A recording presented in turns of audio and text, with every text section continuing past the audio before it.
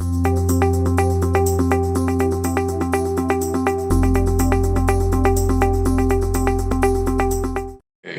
day, ladies and gentlemen. It is Thursday, July 27th, 2023. I'm here with Alistair Waddell, CEO of Inflection Resources, company that I've followed for pretty much since inception and owned it pretty much since inception. They're working on a very large drill program that it's going to take quite a while to unfold here. There's a lot of drill holes, a lot of targets, but I guess the game changer for Inflection was signing a deal recently with AngloGold. AngloGold's going to be spending up to $10 million here over the next 18 months, give or take.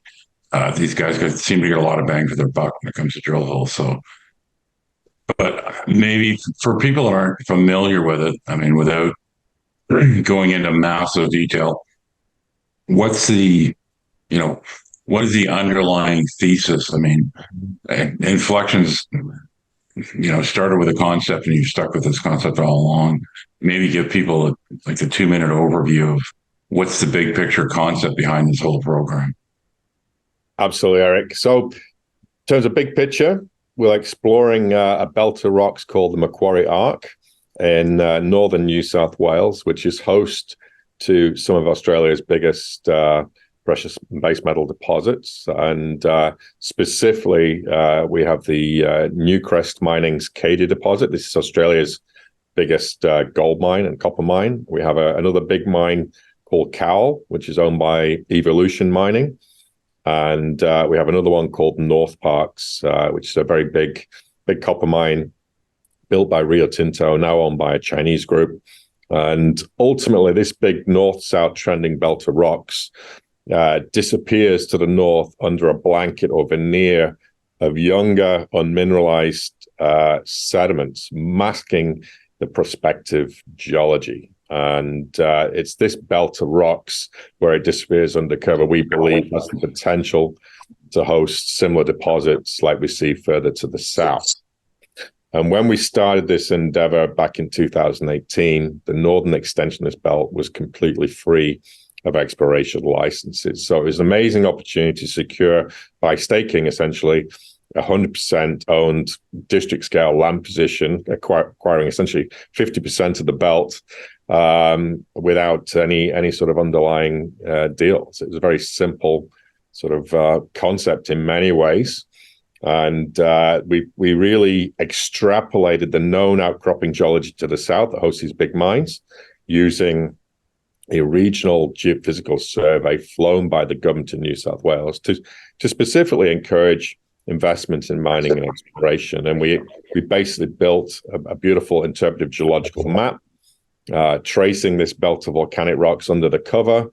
And critically, at the time, we identified about 30 very large targets we consider analogous with these major mines located further to the south. No, it's out of curiosity. I don't know if I've ever asked this before, but with the drilling you've done so far, and I know most of it was get through the overlying sediments that are like 200-300 meters thick. And most of your holes, I know you weren't going that far into bedrock, but given the whatever 40 or 50 pierce points you've got back in the day, does it basically match up with the geology that you guys extrapolate? And I know like there's regional scale and there's property scale, and regional scale, you're kind of doing a lot of dotted lines and stuff, but does it appear that your interpretation at a geological level is kind of right? Absolutely. So when we started this, it was some degree of a leap of faith when we worked on this, because there hadn't been very much work done at all, and it was all heavily based on geophysics. But absolutely. So we've spent a lot of time looking at the geology. The drilling that we've completed to date really confirmed the thesis that the belt did continue under the cover. And we've confirmed that by using a lot of experts in this particular field and this specific part of the world. But we've also done specific dating of the rocks and we do a lot of detailed analysis of the geology as well. So we've confirmed we've got the rocks of the right age with the right characteristics extending under this blanket of cover. And in addition to that, with the early drilling, we identified several large centers of porphyry centers. We're talking big copper gold porphyries here. With the right alteration, the right characteristics, the right geochemistry. We just did not drill that boomer of a hole right into the heart of one of these big porphyries, but we got all the right characteristics. So we've absolutely validated the model. We're very comfortable with the strategy. We're doubling down on this. We find it very tough to believe that the northern 50% of the belt doesn't have any major deposits within it when the southern part of the belt is so heavily mineralized. So, yeah, look, we're very comfortable with the model, and the fact we've hit these big alteration centers just gives us a ton of confidence that we're on the right track. And, ultimately, I think that's what AngloGold saw here. They've got a team of geologists that sort of kind of know what they're doing in terms of finding the way around these systems and this part of the world. And the early drilling really just validated the model. So I think it's that reason that Anglo got involved. And the fact we've got this big district scale land position, so it's very clean and simple. There's no underlying joint ventures and things to deal with. It's a very simple story. And, we think we've got the lion's share of the belt, the key part of the belt. And it was the key thing to get them involved. Okay, so now that you're underway and the deal's done, can you kind of walk us through what's the plan? What are you going to use this budget for now? Yeah, so it's a multi-stage agreement where we've got certain earning milestones along the way. But phase one is it's a large drill program. It's going to be initially with 2 drills. So we've got 2 drills turning here. Testing a variety of different porphyry-related targets throughout the belt. So the belt extends from north to south over about 300 kilometers. It's about 7,000 square kilometers of ground. So it's a massive land position with many, many different targets within it. And the spirit or the game of the first phase of this AngloGold program is to drill about 35,000 meters of drilling. We're comprising of about 100 holes, give or take. This is going to vary. It might be a few more or a few less. We'll see how it all plays out. But it's going to really test a lot of the targets that have never been touched before. And this is a really key and exciting point for us. These are brand new targets that have never been drilled. These are not prospects that have been drilled by numerous companies before. We're testing big, complex geophysical features that have never been touched with a drill before. So it's going to be a fairly exciting period here over the next sort of 18 months or so while we execute this phase one program and testing a lot of different targets. Initially, one of the rigs is on a target called Duck Creek, and this is probably the target that's returned the most favorable alteration to date. And we announced some 3 holes into this feature, this very distinct magnetic low, and it came back with strong alteration and geochemistry, very typical of what you would see outboard of one of these alkalic copper gold porphyry systems. And then we've got a second rig that's working a little bit further to the east, targeting. Right now, it's on a target called Milamundi.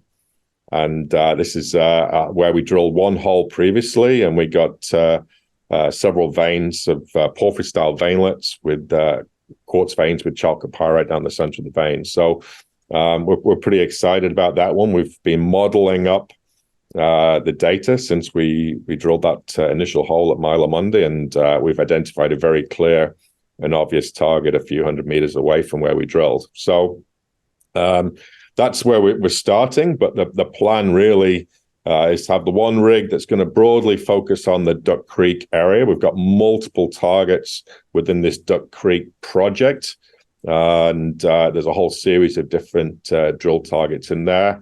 And the second rig, as I say, will start at Milamundi, and then it's going to systematically start working our way through the remaining targets that we've got in the greater portfolio. So it's every hole here is is going to be a bit of an adventure testing something new. Well, I guess part of it too is getting across the idea that it's a very large number of targets, and I know vectoring is not the easiest thing to do, but I mean any of these targets has got the potential to really be a game changer because of scale. And I guess that's part of what people should understand is this type of a program. It's a lot of holes, a lot of targets. So yeah, there may well be some patience required, which is not unusual with junior mining. But I think people that don't understand the story, and maybe one thing you want to touch on, because you and I talked about this before this talk was public, is a key part of this concept is scale. Like this is all about scale. Absolutely. No, I mean, this is a great point, Eric. Really, the scale of the targets, the scale of the prize here is very large. We are looking for something that's obviously going to appeal to a major mining company, but these alkalic copper gold systems, I mean, once they're up and running and producing, I mean, they're fabulous. I mean, these deposits located just to the south of us, like Cadia and North Parks and whatnot, just fabulous mines, which all the major mining companies would be thrilled to have. So, we're looking for something very big. We're not looking for something skinny and small here. We're really having big swings, looking for some very big targets. And, it is a process and it is a long game. And, that is a key point to really understand. These systems are quite complex, even despite their scale.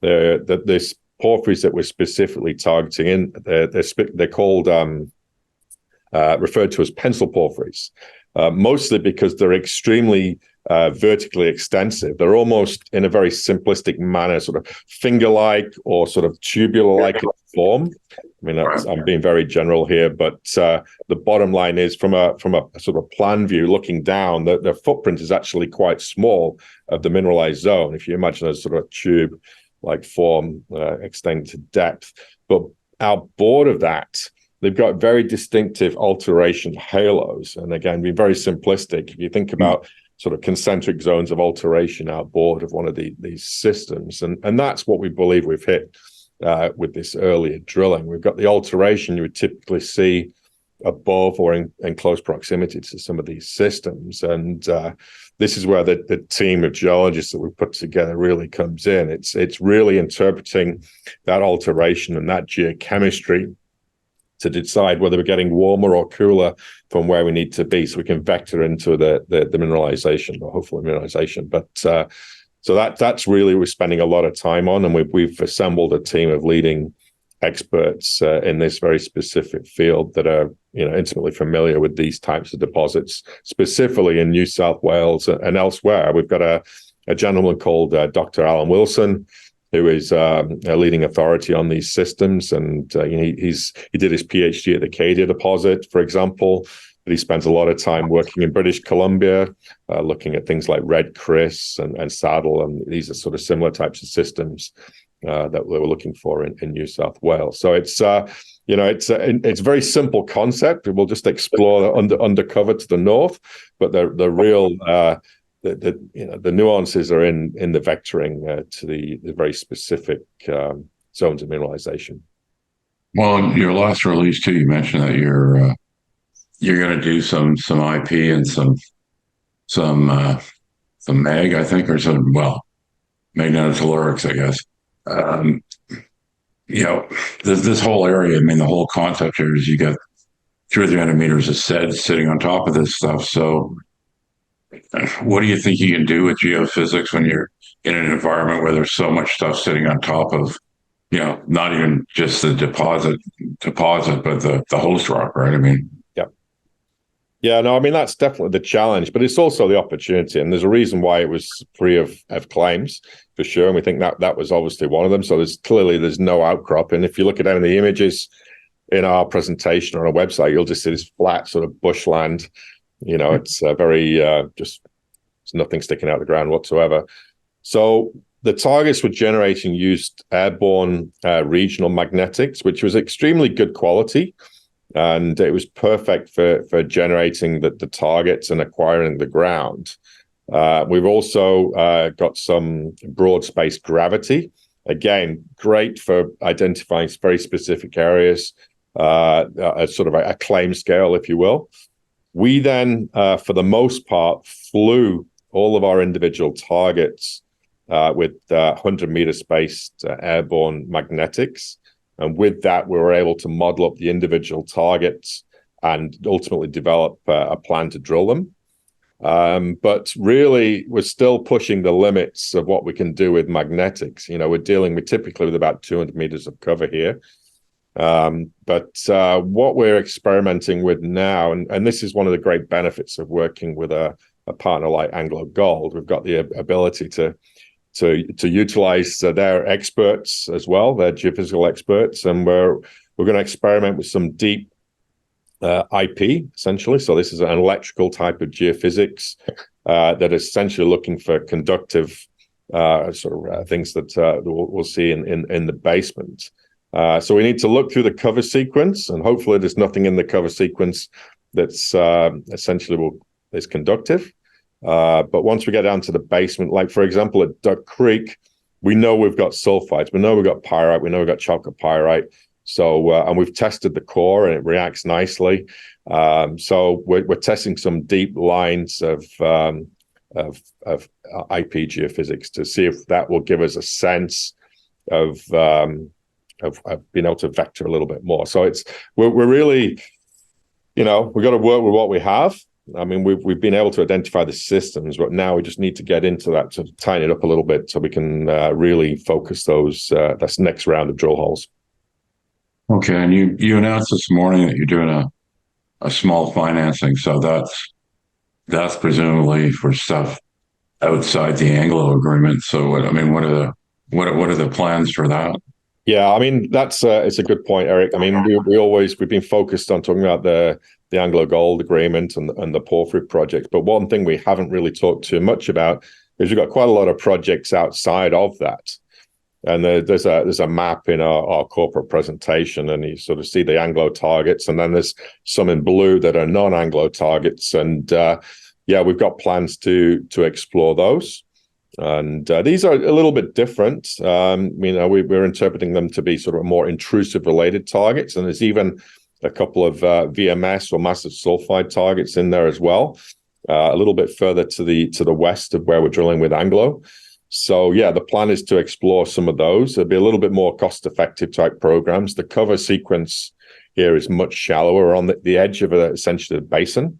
So we believe we can explore these fairly cost-effectively with some traditional ground geophysics and maybe some what we call rad drilling. This is just cheap and cheerful drilling just to essentially test the basement. And then we've also got our Karen project in Queensland, which we haven't said too much about, but this is a slightly different story. This is an orogenic lode gold type project. Again, exploring undercover, adjacent to a very historic gold camp called the Croydon Goldfields. And this, back in the late 1800s, early 1900s, was one of Australia's highest grade gold camps. And we're chasing the extension of these veins undercover there. And we're actually awarded a grant from the government of Queensland. They gave us $200,000 to do some drilling there. So we're going to top that up and execute a small drill program on that project as well. But we've really just been caught up a little bit in getting the New South Wales program up and running with AngloGold. But now that's sort of ticking along nicely, we can focus our efforts on some of these other projects. So that's really the logic for this small financing. Okay, and the stock is actually trading pretty well, which isn't something you can say for most recently.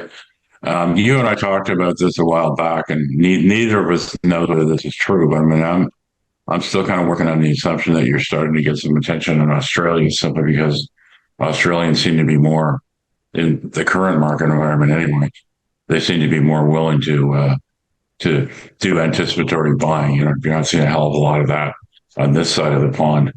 Uh, are there, is Macquarie Arc? I mean, outside of the obvious, I mean, the mines at the southern end of it, but the idea of finding more stuff, or are there many companies kind of trying to find stuff in the Macquarie Arc? I mean, is it a thing in Australia? Oh yeah, very much so. It's probably one of the busiest exploration camps in Australia. So in and around the major mines to the south, if you look at a claim map, there's actually one in our corporate presentation. You'll see it's a very, very busy part of the world. There's lots of little ASX juniors tripping over themselves. It's a bit like, the Golden Triangle, if you will, in BC. I mean, it's just lots of little pieces of ground and just busy. And the northern part, we came in 2018 and acquired that. But we've also had a few other groups come in and acquire ground around us. We had one of the big iron ore companies, Fortescue, FMG. They've acquired a couple of big exploration licenses around us. They've got a copper exploration division. They're not looking for iron ore. And then there's a couple of other juniors as well that have come and acquired some fairly big land positions as well. So it's a very active part of the world. We have had a lot more inbounds from Australia, a bit more interest, and certainly the Anglo Gold agreement definitely put us on the map there. There was a lot of publicity around that when the deal was announced. So there's certainly definitely more interest from Australia. But I think, to be honest, the real impact is just having Anglo Gold as a partner and just this big drill program. I mean, it's 35,000 meters of drilling as part of phase one. I think that really separates Inflection from the crowd in many ways. We're just going to have a lot of news. We're going to be doing a lot of drilling and, testing a lot of different targets. So I think that's really the reason why the stocks reacted and, just big spend by a major mining company with I think a nicely structured deal. Well, I mean, we're all looking forward to that boomer haul. Hopefully sooner rather than later. But this is an interesting story. I mean, it's a very very strong technical group. These guys know these rocks. They know the model. Yeah, it's not. You're drilling through a couple of meters of cover, so it's not. It's not. They're not obvious targets, and I guess one thing, maybe just to comment on briefly, is when you talk about target areas, you're talking about very large features that usually have several targets within them. So, like, Duck Creek isn't a target. It's basically you've got this big geophysical signature. You think you know what it means, but it's not within that broader signature. There's actually a whole bunch of different targets, and it's probably a bit of a toss-up which one's the best, really. That's a really important point, Eric. I mean, there's a lot of discussion. I get quite a few inbounds about, the first couple of holes into Duck Creek are going to be the key and whatnot, but really it's much more than that. There's multiple targets. I think there's 12 targets within the greater Duck Creek exploration license, each of which will be drilled as part of this sort of phase one program. But yes, there's lots of shots here. And the first one came back with the right alteration, with the right age rocks and the right geochemistry. But we're going to be drilling lots and lots of holes in that Duck Creek area and some of these other target areas as well. But you're right, the multiple targets within these broad areas. And I think going forward, we will put more graphics in the press release to better convey the scale of the targeting that's done in these individual exploration licenses. But yeah, lots of shots and big targets. Okay. Great story. I own a bunch of it. It's AUCU on the CSE, AUCF QB in the US. Really the key simple takeaway here is, aside from a small placement they announced today, Inflection's essentially carried on a large percentage of their property portfolio. It's 100 drill holes, which are not going to require more dilution to have those happen. They're just going to happen. They're budgeted. The drillers are out there. They're just going to keep whacking holes in this thing for a year and a half. And on top of that, Inflection's got some of its own targets, and they're raising a little bit of money for those. Karen actually looks interesting. I know you didn't get grade, but your targeting did find the veins last time, and these are fairly substantial orogenic veins. So, and orogenic stuff, it's always shoots. That's just how orogenic deposits work. So, again, you throw the dice and you take your chances and you try to hit a shoot with one of these holes. And obviously, anything on your own ground, if you hit something that just kind of changes the game, you'll just crank your side of it up and up and up. If there's something good on your side, you're not, the angle of stuff would continue, but both with the angle of stuff and with your own stuff, I guess the idea is if you hit something, everything ramps up fast. Yeah, absolutely. And with the Anglo stuff, I mean, there is a mechanism whereby they can then earn into individual targets. I mean, this $10 million as part of that phase one doesn't give Anglo any interest in these individual targets. That is just a first pass look at all of the targets of interest. At the end of that phase one, Anglo then retains the right to earn up to 65 by spending 27 million Australian dollars on each of those targets. And then to get to 75%, they've got to deliver a pre-feasibility study and cede back to Inflection a 1 or a 2% royalty at that time. So, this is it's a fairly substantial agreement, and to deliver a pre-feasibility study on one of these porphyry type targets or deposits is a massive undertaking and will require a tremendous amount of drilling and studies and whatnot. So it's going to be it's a long journey, but we're really just thrilled that there's going to be a lot of drilling, and that's really what's required. In a program like this, just requires lots of drill holes. And one of the best things, and you and I have talked about this before, Eric, is not sweating every single hole. When we were doing this ourselves previously, we're wondering, should we drill a hole a little bit deeper, or should we drill a second hole or a third hole? Well, now having a major company partner, we don't have to worry about that. And as we know, drilling is the key to the discovery, and just drilling lots of holes into lots of very big, interesting features as part of this phase one program is going to be very, very exciting. Yeah, I mean, that's it in a nutshell. As Alistair mentioned earlier in the conversation, this is something we went through at length a couple of years back. The targeting done here, it's filtering for scale, because there's a specific deposit model that's physically and in terms of tonnage very large that they're looking for. So, small or moderate size stuff, they aren't even bothering, basically. Yeah. They're only looking for big stuff. So it's the kind of thing where, the odds of any specific individual drill hole hitting aren't high, but if any of them do, the leverage is enormous, especially with the market knowing you've got a partner now that'll just throw the kitchen sink at it if you guys hit something. It's I think it's a great story in terms of risk and reward. It's one of these things you just got to be willing to kind of let this program unfold and watch as the holes come in. And at any time, one of these things could be a game changer. I mean, it's a great story. If you're somebody that loves greenfields, like true greenfields exploration, which I do, as Alistair well knows, I have a lot of respect, and I'm willing to write checks for guys that go out and try to find something new rather than being the 87th company to drill some crappy little thing someplace. This is what it's all about: discovery potential. Absolutely. Yeah. I mean, drilling something new is. I mean, I invest as well. I mean, it's these old stories of projects have been around and drilled multiple times before, and there's many underlying deals and royalties and whatnot. It doesn't get me excited. But testing big things that have never been touched before, ultimately, I think why we were able to attract a major company partner with AngloGold. But it's going to be a very interesting period.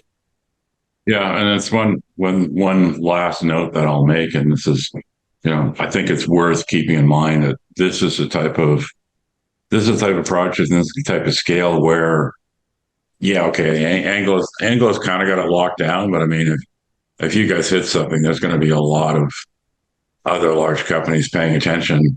I'm not sure how they angle their way in with Anglo there, but it's not like these are your only projects either. I mean, you've got other Yeah. You've got other targets that I suspect would suddenly become much more valuable that you still have 100%, because I know for a fact there's a bunch of majors watching this drill program. I mean, Oh, for sure. Yeah, no, we speak to a lot of people and whatnot. So yeah, we're very mindful of all of that. And yeah, I think the fact, we're doing this in Australia is really key. The major mining companies are very sensitive now to jurisdictional risk as well. And I could go on for hours about this, but I mean, ultimately, Australia is a jurisdiction where the major mining companies want to own long life assets. We're not doing this in the jungles of Ecuador or Argentina at 5,000 meters. This is about as mining friendly as it gets. This is like Nevada or places like that. It's a great place to operate, and we've got a great relationship with our partners and the government of New South Wales as well. Massively supportive of everything we're doing. So it's wonderful. okay, there you have it. There's the long form story, but I mean, I guess going forward, I don't even know that it's relevant, but how's Australia these days for lab turnaround? Is it kind of okay, or kind of same as over here? Yeah, I just think it is. I mean, we'll find out shortly when we submit our first batch of assays, but of samples. But yeah, I haven't heard any whining for a while about lab of turnarounds. But I think the market has softened up, like it has in the US and Canada. But yeah, we'll see. But I would imagine it's back to how it used to be at this point. It's crossed. Okay, there you have it. Inflection Resources, AUCU on the CSE, and AUCUF QB in the US. Great story, great group of high talent guys, and you got 100 holes to bet on. It's like going to the roulette table and putting a little bit on everything, and just waiting to see what comes up. Yeah. Okay, thanks for coming by, Alistair. No, thank you. Yeah, and look, and as I say, if anybody has any questions, don't hesitate to pick up the phone. I'm easily reachable, and we have Brennan Zerb in the office as well, who manages our IR. We're always available, or mostly available, to answer any questions. So please don't hesitate to just give us a call. Okay, thanks very much.